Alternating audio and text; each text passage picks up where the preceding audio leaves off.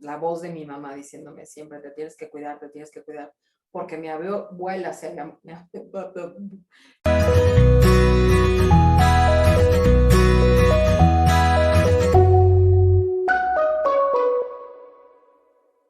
Hola, Hola, ¿cómo están? Bienvenidos a un capítulo más de Intimando con el Cáncer. ¿Cómo estás, mi querida Gaby? Muy contenta de estar contigo. ¿Y tú cómo estás? También feliz de encontrarme contigo y también muy feliz por el tema de hoy, que es un tema choncho. Es un tema choncho. Las pérdidas emocionales. Así es. Inevitablemente, cuando escuchas te vas... Bueno, no te vas a morir porque eso es lo que escuchas en tu cabeza. Cuando tienes cáncer, nuestro diálogo interno, ya lo dijimos antes, fue te vas a morir. ¿Cuál fue la primera pérdida emocional que tuviste? Yo, la estabilidad emocional, ¿no? O sea, literalmente me empecé a sentir ansiosa, me empecé a sentir tic-tac, tic-tac, tic-tac, tic-tac. Eres una bomba de tiempo, en cualquier momento revientas. No sé si tú sentiste el tiempo del reloj corriendo, gritando que te vas a morir. Fíjate que como yo tenía siempre la amenaza del cáncer con mi mamá, o sea, la voz de mi mamá diciéndome siempre, te tienes que cuidar, porque mi abuela había muerto de cáncer de mama, mi abuela paterna, y la hermana de mi papá, lamentablemente, había perdido la vida por la misma razón. Pues yo siempre sentía que tenía que cuidarme mucho. Entonces, cuando por fin me lo dicen, yo dije, yes, le gané. Entonces, o sea, parece una barbaridad lo que voy a decir, pero la primera emoción fue... Te pillé antes de que tú me pillaras a mí. Antes de que tú me pillaras a mí, claro. Entonces, me dio como... Me das oportunidad de batalla. Alegría, una combinación entre alegría y... te gané, te voy a antes de que tú me quisieras salir, ¿no? Ok. Entonces, y después, sí ya empezaron a venir el miedo. El miedo se me instaló, no podía dormir. El miedo sí fue como una visita muy desagradable porque me quitó el hambre, me quitó el sueño. ¿Qué te daba miedo? Morirme, dejar a mi hija era lo que más miedo me daba. Dejar a Constanza era lo que más miedo me daba. Que no puedo dejarla, no la puedo dejar sola. El enojo, fíjate que no, el enojo no me vino como de las primeras emociones, o sea, fue en ese orden que yo recuerdo, y la seguridad, no la identifico como algún tema que para mí fuera, yo estaba como muy clara de que iba a hacer hasta lo imposible por sobrevivir a ese cáncer de mama. Pero la emoción, la que más recuerdo con una claridad que se me instaló, fue el miedo. El miedo a morirme y a dejarla. Quizá no tanto a morirme yo, pero sí a dejarla a ella sola, ¿sabes? A dejar a la no pasar sola. por la experiencia de morir, sino dejar huérfana. Dejar huérfana a mi hija. Ese fue el miedo más profundo que me quedó.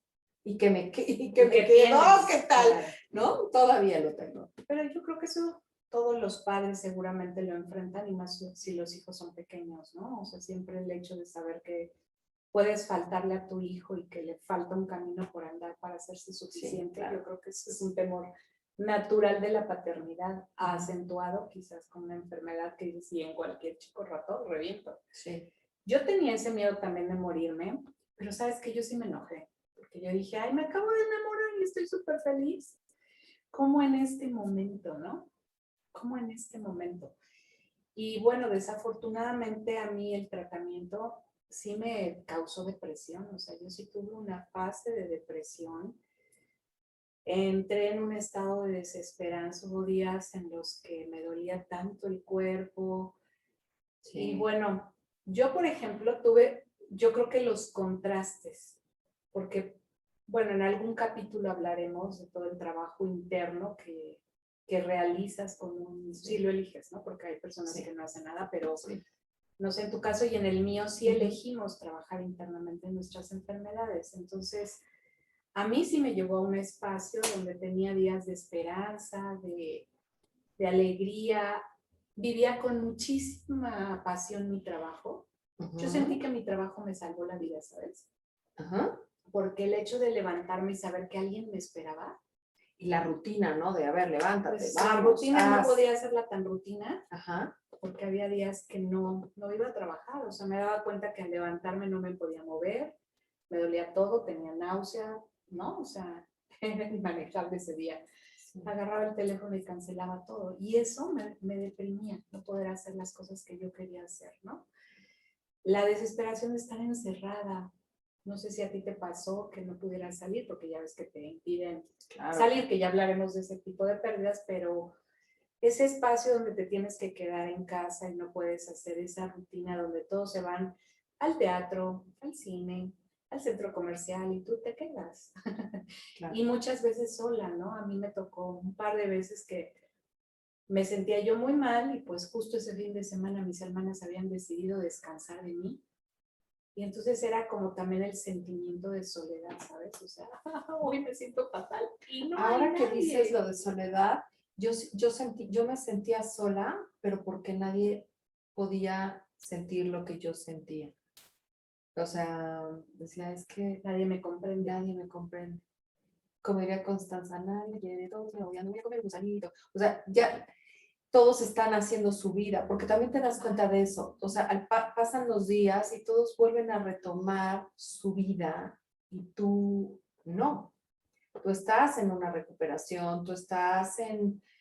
Y no es que nadie te quiera o que todos te odien, digo, con la broma tonta, pero en el sentido de que tienes que o sea, estás como reconstruyendo tú también tu vida y entonces hay un montón de emociones ahí porque sabes que ellos tienen que seguir su vida, pero la tuya no es igual y entonces yo sí me sentía un poco sola y entendía que tenía que vivirlo sola. O sea, la que tenía la enfermedad era yo, aunque salpica, ¿no?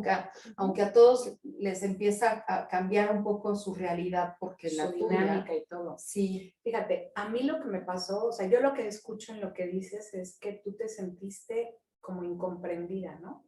No. Como sola en mi emoción, sola Ajá, en como que nadie puede nadie lo sentir va a lo que poder yo sentir. estoy viviendo. Y es un poco por eso que hacemos este canal, para conectar con las personas que se sientan de pronto en esa soledad momentánea, porque todo eso va a pasar. Llegará el momento en que te recuperas y vuelves a tu dinámica, paulatinamente, pero vuelves a tu dinámica. Yo me sentía un poco, como dices, incomprendida, sola, nadie puede entender. Y a veces cuando me decían échale ganitas, ¿no te daba coraje? Uy, esa es una emoción O sea, que espero nunca volverla a frustración. sentir, Yo claro. tuve frustración, Mucha mucha frustración frustración. cuando los tratamientos no iban como yo esperaba, ¿no? Que había, decía, ¿cómo me voy a echar de las 9 a las 5 en la quimio? Sí, Y luego, sí. bueno, el lunes voy a trabajar y el lunes pues no fui a trabajar porque no me puedo levantar ni el martes ni el miércoles, por ahí del jueves regresaba a trabajar. Qué frustrante era eso para mí. Sí. Cuando empecé a perder movimiento, no poder cortar mi comida, no poder dibujar, dejar de tocar el piano, no poder cantar, porque la radio pues me quedó una lesión en la garganta y el gallo, claro, cantando lo que da. Entonces, Sí, claro. esas pérdidas que tienen que ver con otra cosa, pero causaban estas emociones de desesperanza. Había días en que decía, congélenme y me descongelan en la siguiente temporada, ¿no? Porque sí era como una desesperanza. No sé, yo siento que tuve una montaña rusa de emociones. Sí, habían días que uno podía pasar desde la frustración por no poderte bañar sola, la frustración de no poder ir a trabajar. Oye, vergüenza. Coraje. Ahorita que Vergüenza, te digo que a mí un poco no me importa mucho lo que piensa la gente. Entonces, cuando yo me quedé sin pelo, iba yo pelona por la vida. Entonces, ¿sabes qué sentía? Sentía, esto va a pasar. Entonces, siempre quise sentir lo que se sentía, o sea, quise sentir sin pelo. O sea, cómo se sentía la cabeza sin pelo. Entonces lo disfrutaba pensando que un día me iba a volver a salir y entonces ya no iba a volver a sentir eso. Pero sentía la vergüenza de mi niña, ¿sabes? O sea, ella sí me veía con ojos de, mamá, ponte pelo. Como, ¿por qué no tienes pelo? Entonces vivía la vergüenza de ella y me daba vergüenza su vergüenza. Me daba pena Te su apenaba vergüenza. avergonzar. Me daba dolor su vergüenza. Okay. Sí. Fíjate que yo sentí vergüenza la primera vez que tuve que ir al trabajo sin mi peluca, que fue el primer día de la radioterapia. No me la pude poner definitivamente. El espacio era muy pequeño, no sé si te acuerdas cómo eran los vestidorcitos así como de, Sí, solo cabes tú y te desvistes, ¿no? Sí. Eran muy pequeños y no había espejo. Entonces, ay, por más que me la traté de poner en el coche, tampoco pude. Llegué a la empresa y me quité la peluca y me puse un gorrito. Y fue mi primera vez pelona con un gorro que entré y sentí vergüenza por la forma en que me miraban. O sea, sentí que, ay, ya se reveló todo este misterio, ya todos lo saben ahora, ¿no?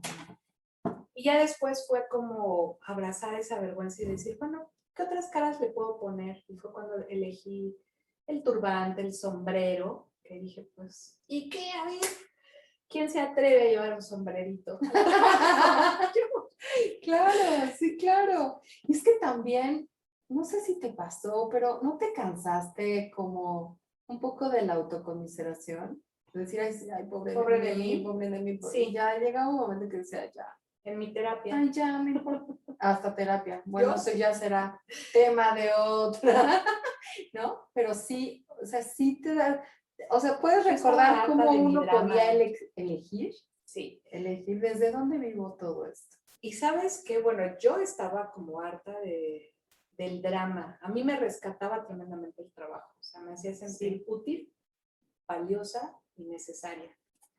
Pero cuando regresaba a casa y me dolía todo, o cuando no podía salir, no, para abajo. Sí, yo no tenía ganas de salir, lo confieso. Y luego, pues vino un espacio donde hubo infidelidad. Entonces, ¿cómo te explico que se rompió mi corazón? En añicos. Y eso fue como muy triste, muy, muy triste, porque yo decía, ¿cómo en medio de una tragedia de este tamaño, si te dije vete, se va a poner feo? ¿Por qué no corriste, no? Claro. Corres, pero te quedas, pero, ay, no. Entonces era como una confusión total. Y no sé si la ansiedad también te habrá pasado. A mí me dio cerebro de quimio, entonces la confusión de lo viví o lo soñé. Vivir dos veces el mismo día porque no te acuerdas que lo viviste. Híjole, yo me acuerdo de llegar al trabajo y pedir materiales y de haberme confundido con eso. Y sentía yo así como una angustia tan grande de no poder recordar con claridad, ver fotos y no recordar cosas. Ah, sí. Muy feo. Las Entonces, fotos, bueno, sí, con las fotos también me ha pasado. pues ya vimos que las pérdidas emocionales pueden ser un camino que puede empezar con el miedo, la tristeza, la depresión, la ansiedad, la desesperanza, la angustia. El miedo yo creo que es un tema que se puede explorar de muchas maneras, ¿no? Miedo a morir, miedo a no sanar, miedo a quedar mal, miedo a que te vuelva a dar. Y bueno, ya platicaremos de más pérdidas. Así es. De las pérdidas sociales, laborales, financieras, que creo que también vale la pena. Sí, no se lo pierdan. No se lo pierdan en el próximo capítulo. Y bueno, mi querida Gaby, pues recuerda, si les gusta, denle like, síganos. Suscríbanse, denos comentarios también, por favor. Sí, que y recuerda, Gaby, sanar está en ti. El poder eres tú, que tú. Y ustedes también. Gracias. Gracias, bye bye. Nos vemos la próxima semana. Ah, es que 3, pero yo no sé cuánto dura el minuto. Platícame.